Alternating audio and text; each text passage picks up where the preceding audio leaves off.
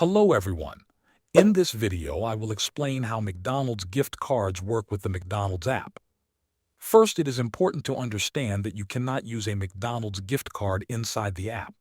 You cannot add it as a payment method, and you cannot pay for a mobile order in the app using a gift card. This is how the McDonald's system works in most regions. Now here is how you actually use a McDonald's gift card.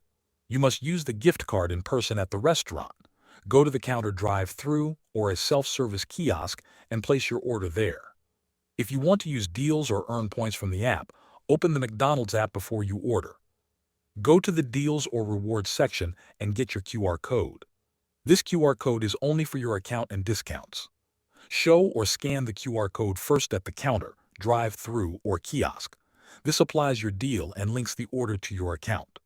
After that, when it is time to pay, give the cashier your McDonald's gift card or scan it at the kiosk. The balance on the card will be used to pay for the food. That is the correct and only way to use a McDonald's gift card. Thanks for watching.